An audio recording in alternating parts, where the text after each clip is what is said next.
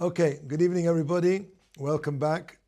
Path of the Just, Mesilas Yesharim, finding our path in Avodas Hashem, finding our path to be closer to HaKadosh Baruch Hu. We are now starting chapter 17, which is B'darkei Knias Hatara. We've talked up to this point about Tahara, about purity and taking only from this world what we absolutely need, purity in our thoughts as well, purity in Avodas Hashem. Now, and we talked about this, so to speak, as an object of desire, so to speak, the trait itself, the midah. What is this midah? So we discussed that in previous weeks. Now we're talking about more practically. Okay, fine. So how do you acquire this midah of tahara, this midah of purity? So he says something very interesting here, which is, I guess, counterintuitive. Hinei haderech lahasig hamidah hazos kalhu lemi shekava ishtadel vehisig amidos hashnuyes ad hema. Somebody who's already got to this point, so to speak, and acquired everything we've spoken about before, all the midas so far on this ladder, on our path, on the path of the just, will find it easy to acquire the midah of tahara. Why is that? Why is that? So he says, because when a person, presumably you got to this point, up the ladder of reaching up in the Avodas Hashem, so you must have gone through quite a lot of hard work.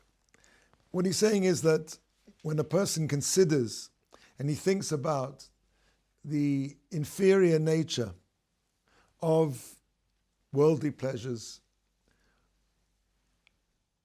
a person comes to despise them. It's not just that he comes to understand how worthless they are, how costly they are, how the pleasures of this world are very fleeting and sometimes very expensive in terms of his health maybe and his moral welfare. But the more a person thinks about this, when he considers, he contemplates, he comes to a point of despising them. Not just he doesn't want them anymore. Not that he's just keeping himself, the first stage is to keep yourself distant. The second stage is to not even desire them. But now it turns full circle. After you've got this far, to despise and to see them as evils, defects of a person's nature. Now, true, all of us are physical. And as we said many times, the nature of physicality is to go downward. Adam in Afar, man is created from earth, from dust, from dirt. So the nature of the physical part of a person tends to sink down. And of course, everything about this book is helping a person to raise himself up. But when a person gets to this point, and he spends a lot of time introspecting, understanding, examining, not just how worthless this world is, but how evil it can be.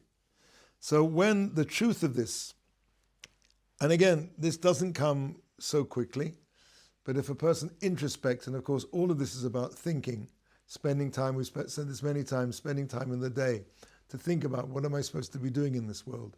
What is this world? What are the pleasures of this world? So when a person thinks about this, and of course he's got to this point, let's say he's done all the work up to this point, he's done his homework, so to speak, then he will find it easy, and I said something important here, to remove it, lahasim min haleiv. Not just to remove it from his action, not just to remove it from his thoughts, but to remove it from his heart. That by the time he's got to this point, he'll find this easy by thinking into how defective and how evil Olam Hazeh can be, is. And as I said before, the more time a person spends thinking about this and recognizing the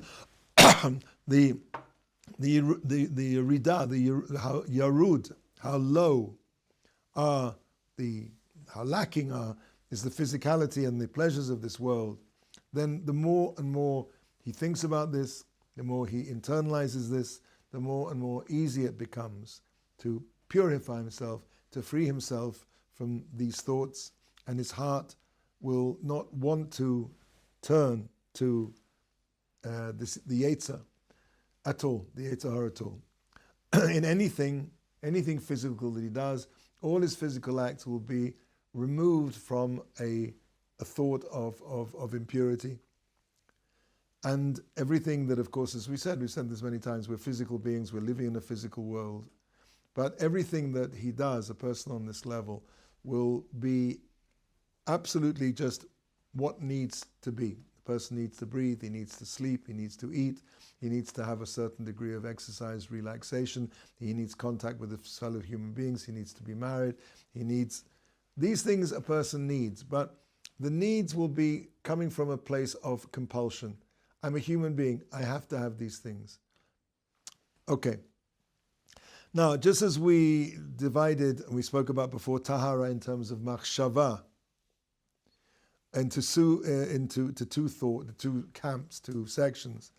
One we dealt with bodily actions, how a person has to purify his thoughts when it comes to bodily actions, and the other when it comes to his avodas Hashem, that even in something spiritual like avodas Hashem, it's possible to have the wrong thoughts. The idea that people are seeing you, thinking of yourself as such a tzaddik, how holy I seem to other people, how to want covered, to be seen to be a tzaddik, etc., etc. So there are two distinct methodologies, operations, that a person is required to acquire these two areas of tahara, one in the physical world and the other in avodas Hashem. So, as we said before, we've already said this, but to purify, to be mataya a person's machshavos, his thoughts, with regard to the physical world. So as we said before, you have to constantly engage your thoughts in introspecting and thinking and understanding the inferior nature of this world and of its pleasures. How, as we said before, said many times, the limited pleasure that a person, the dangers and the disadvantages of when a person becomes fixated or even somewhat involved in this world when it's not lishma. And as far as the other second area of purification of tahara, which is as far as the divine service, avodas Hashem, he again must think of how worthless it is, how pride is, how the deceits of pride are, and he has to train himself to be boreach, to flee from any kind of covet and honor seeking, and not in any way look through in his divine service to want to get compliments from people. And then, as it says in Devarim, it says, "Hu sihilasacha v'hu elokecha." When a person thinks about Hashem with all his mind, then he gets to the stage of, he is your praise and he is your God. I'm not thinking of anything else. All the praise I want is from Hashem. I don't need other people to recognize me or to think that I'm doing anything very special or out of the ordinary. I'm not looking for the praise in the eyes of man. Now, an interesting thing he says here. One of the means, he's giving you some advice here, one of the means that it leads a person to acquiring this trait is preparing yourself for your avoda, for davening. We're talking about avoda, we mean davening, and doing the mitzvahs. In other words, and of course this becomes more and more difficult because the world we live in seems to become more and more accelerated. Everybody has less time for anything, and all of the things that distract us seem to take more and more time. I often feel, don't take this personally, that every computer that leaves the factory should have a little sign on it saying, you can waste your life saving time. We all know the wonderful labor-saving devices that we have that seem to take up all our lives. I don't have to go into details, but we all know what I'm talking. We know it's a very difficult thing. And therefore it becomes all the more difficult, and because of that, all the more dear, all the more precious, when a person does step back and think, I'm about to do the mitzvah of putting on my tzitzis, about to do the mitzvah of doing the mitzvah of tefillin. When I say the name of Hashem, when I'm davening, I say Shema Yisrael.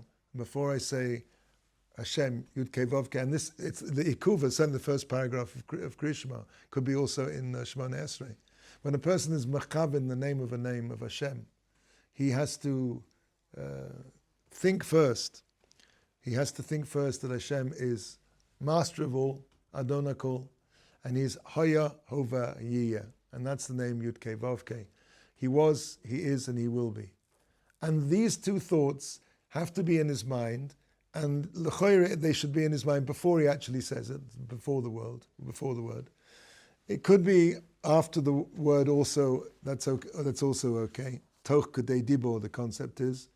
Toch Kadei Dibor is a concept in halach that if you do something or you say something, or you correct yourself, let's say if you said the end of, let's for example in Sarasimei Tshuva, you say Hakela Kadosh at the end of the third bracha of Krishma instead of saying Hamelech HaKadosh. So if you catch yourself Toch Kadei Dibor within a certain limited time framework, then that's okay, you don't have to go back to the beginning. What is Toch Kadei Dibor? Toch Kadei Dibor is the time that it would take you to say Shalom Alecha Rebbe Umori. Greetings to you, my master and my teacher. Shalom Alecha Rebbe Umori. Mori Rebbe. That is the length of time which is considered to be, so to speak, all one with the moment. It's all the same moment in time, so to speak. But l'chadchila, we're talking now about preparing ourselves for. So a person, this is halacha l'maisa, a person is not yotzi unless he has this kavanah when he says the Shem Hashem. He has to be before he says Shema Yisrael, he has to be mechavan, I'm being mekabel upon myself, ol malchus shemayim. Because without that, that is the whole mitzvah of Kriya Shema, to accept upon myself the yoke of the kingdom of heaven. So if that's not in my mind, and without going into the halakhic details, most of the time, this is not le'ikuva. It doesn't mean that you didn't do the mitzvah, but the first first line of Kriya Shema, and according to some opinions, the first bracha of Shemona Esrei, the name Hashem has to be, you have to be mechaven. You have to be mechaven. Now, it's interesting. There's a concept of meditation. Meditation is things that go on in your mind. And in Judaism, I think there's a very unique thing, which is it's not just meditation. There's something called premeditation. Now, premeditation has got a bit of a bad rap. We tend to think of premeditation as, somebody has got it in for somebody. He premeditates whatever to do something bad to them, chas v'chalila. But really the word premeditation really means a meditation which takes place before you do an action. And I think I'm right in saying this is a unique thing in Judaism, this idea of kavanah. In religions, other religions, lahavdil, there is an idea of meditation. In fact, there are some in Eastern religions that make a big deal out of it. It's not that it doesn't have a place in Judaism. Of course it does. Hisbodedus, as we spoke about in previous weeks, meditation, spending time, considering things. But the idea we're talking about now is a specific idea to premeditate, to, in your mind, to have what are called kavanot, intentions, that before I say a certain word, before I do a certain action, I premeditate. I think about what it is that I'm about to do. And this is exactly what he's talking about here. Before doing anything in terms of Avodas Hashem, that the way a person comes to increase his Avodas Hashem is his tahara, his purity, that translucence. As we said before, the word tahara is connected to the word translucent, light, purity, tahara. So the person who achieves this purity and translucence and his connection with Hashem in this way, he does this by thinking, and specifically a thinking which is a premeditated thinking. And to think before he says, let's say, Shem Hashem, Yud Kei Vav Kei, he thinks of himself for a split second, or as long as it takes you for that matter, that Hashem is Adon HaKol, and he's Hoya, Hova, Yiyah. He was, he is, and he will be. And when he says Elokeinu, he has to think that Hashem is Bala Koiches Kuloi. He is the master of all powers. There's no independent powers in the world. He is the reason and the Siba, the reason for everything, the cause of all causes, the root cause of everything that ever happens. Again, Shema, and then he says again at the end, second Shema rather, same again, that should be, the Kavanah should be, and ideally it should be before the name. And then before he says Echad, he should think of Hashem as Echad, is one, and the letter Chet is the seven Yerikot. I forgot what the name. The seven heavens, the seven what's the word? Yurikiot, thank you, Rikiot. So I'm dyslexic. 7 Yurikiot all the way down to Olam Hazeh, which is the 8. That's the Chet, and then the Daled, that Hashem is all master of all 4 compass points, which is this world, and he should move his head in a clockwise direction, starting with the east towards the Beis Hamikdash, if he's in, or here would of course be the south, as he's saying Echad. Now, all of these things actually are quite complex and take time. And there are other kavanas that a person can, and if he can, should have as well when he's saying Kriya Shema. And for example, like when a person says Echad, one of the kavanot of Echad, of that Hashem is one, is that Ein Od Milvado, that nothing else exists apart from Hashem. And we spoke about this in previous weeks. This is a difficult idea. Because if Hashem is one and there's nothing else exists apart from Him, Ein Od Milvado, so then who am I? So we spoke about this in previous weeks, that level of Achdus with Hashem, which is Mesilas Nefesh, is that I give over the deepest sense of my own identity and say that really at the ultimate level, I am no more than one of Hashem's expressions in His world. We spoke about this on Shavuos. Maybe we'll come back to it. But I'm really trying to illustrate, and this is not, I mean, this is just scratching the surface. The idea being that when a person comes to his avodas Hashem, that he should have premeditation. He should think and prepare about what he's doing. And as I said before, it becomes very difficult in our world where everything has to be instant. So this idea of premeditation is essential for Kriya Shema. Without this, the kavanot, a person is not yotzi, he didn't do the mitzvah. There are kulas for the other things. And in point of fact, I recommend there's a siddur which has kavanot Hashem. Sephardi siddurs all have this, but Ashkenazi siddurs don't have it so much. There is a siddur that does have the kavanot, which is Adon HaKol, is a Lord of all. He was, he is, and he will be, printed after every Yud Kei Vav Kei in the Siddur. I'm not quite sure why they print it after. It's a kasha that I have. Really, they should print it before. I have no idea why they print it after. But that's certainly a whole lot better than rushing through.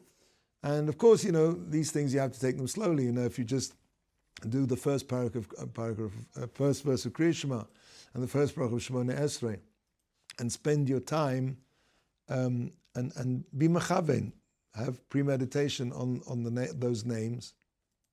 Not only will you have fulfilled the mitzvah, but as I said before, could be without that you haven't fulfilled the mitzvah. But this leads a person to a tahara, a certain purification, purification, tahara. Tahara machshava, the purity of the thought when he comes to worship Hashem. And this is really what he's been saying here. As he said, of course he's talking about any mitzvah here, but specifically in davening and doing the mitzvahs, then what happens is when he thinks about what I'm doing and in front of whom I'm doing it, I'm doing this in front of Hashem, and then it's interesting, it's very difficult not to think about things. It's very difficult not to think about that Olam Hazeh. What's much easier is thought replacement. It's difficult to tell somebody to say, don't think about X. It's like when you're giving somebody a golf lesson, The worst thing you can say to him is, don't hit it in the sand trap. Why? Because what stays in his mind? Sand trap. But you tell him, hit it on the fairway.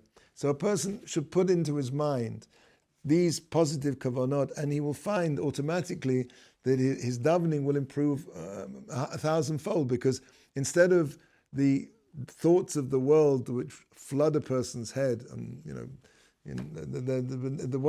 what this will be replaced with is the kavanot that he should have, and will help him to purify his machshavas. And it will be easy for him, that's what he's saying today, to get rid of his exterior motives and to plant into his heart the kavanot which are true, emet, and desirable. Now the Gemara says in Brachas Daf Lamed Amud Beis that the Hasidim Rishonim, and again when we're talking about Hasidim, we're not talking about the movement of the Baal Shem Tov, we're talking about the Hasidim Rishonim of the time of the Gemara, and of course Alachas Kam V'Kama, the previous generations. They would spend 3 hours davening, and that's 9 hours a day. They would spend an hour preparing, an hour to go up, so to speak, an hour davening Shemona Esrei, and an hour coming down, re-entry. So, Gemara Sakasha, so, how did they manage to learn? If 9 hours a day would spend, they said that they had a bracha because of this, that everything they learned they remembered. There was no shikha, there was no forgetfulness at all. So they basically learned something once and that was that. Of course, this is like on a level that is almost difficult for us to even comprehend. But again, with many of these things, when a person fixes his gaze on the stars, and maybe he won't get even halfway there, but at least he knows where he's headed to. At least he has a target. And to understand that there were people who walked this world, who lived in physical bodies, who were able to do this, who were able to purify their thoughts to the extent that they spent an hour preparing themselves, an hour in preparing their kavanot, an hour in davening, and an hour to come down. So one can at least understand that even on our level, we should be able to attain at least the most distant glimmer of that level. Yeah, he says, it goes without saying that, of course, it goes without saying that they didn't just, b'vadai shelo hayu ponim sha achas levatala. They didn't stand there thinking for an hour beforehand, thinking about the football results or what they were going to have in the Cheder Achel for dinner and what day of the week it was, and whether we get steak tonight or falafel or whatever it is. Obviously, their minds were full of being mechaven, of preparing themselves. So surely what they were doing basically was to deliberate and to be ready and to meditate, premeditate on the tefillah that was to follow, by casting foreign thoughts from themselves and filling their hearts with the requisite love and fear of Hashem. As it says in Sefer Yov, Im ata hachinoisa libecha uforasta elov kapecha. If you have prepared your heart, then spread out your hands to him. Okay, so now he gave us a very good piece of advice how to, in practice, work on the midah of tahara. The deterrence of this trait, what takes a person away from this? Which, of course, are the opposite of what we said, a lack of attention to preparation, not making oneself aware of the negativeness, the inferior quality of the world, the pursuit of honor, and as he said, right, insufficient preparation for the avodas Hashem. And of course, avodas Hashem means both davening and ma'aseh mitzvah. When a person comes to do a mitzvah, whether it's eating matzah on the first night of Pesach. And of course, for example, matzah is something that you can prepare for not just at the Seder. A person who spends his time even a couple of weeks, a month before, thinking about matzah, thinking about all the symbolism of matzah, then when he actually eats the matzah, the quality of that mitzvah and the tahara that it brings, the purity. Matzah is something which purifies our soul. So the more we put into the thoughts of that,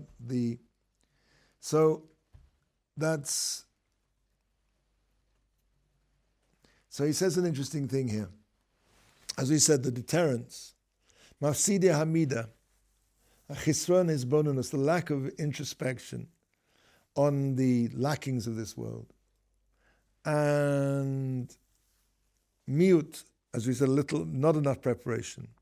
Now, the first to seduce the mind, the first to when a person he has a lack of attention to what he needs to do. And he doesn't think enough about the inferior nature of this world. So this seduces the mind. It seduces the mind, it pulls it towards exterior motives. When even if a person is doing avodas Hashem, he's davening what he's doing, that the motives, so to speak, are not of the purest kind. They seduce him if he doesn't spend enough time preparing in the ways we've mentioned. It pulls a person towards, so it becomes, he says, an interesting idea, like an adulteress. Mashiach al pnios ki isha hamana efes asher tachas isha tichas ezorim. That, so to speak, while still living with her husband, she takes in others, takes in strangers. That's how he compares it. Even when he's, so to speak, a person is davening, he's in contact with Hashem. But what's going on in his mind, so to speak, are not literally adulterous, but in terms of his faithfulness to Hashem, in terms of faith, in terms of being with Hashem, so to speak, he's not really with Hashem. Ukava nikra hamachshavos hachitzonos znus halev. It's an expression in Chazal. Literally, znus halev is the immorality of the heart. As it says also in Bamidbar, "V'lo susura achrei levavechem v'achrei einechem asher atem zonim achreihem." There's a concept of znus, of sexual immorality, which is also connected to the idea of avodas Hashem. In this way that we're saying that a person is really not really with Hashem, so to speak, even though he's quote unquote married to Hashem. But nevertheless, there are other thoughts going on in his head, and of course, because the whole process is basically one which is mental, which is kavana. So then, when a person has thoughts which are not in that way, we can understand how those are called znus halev. Yeah.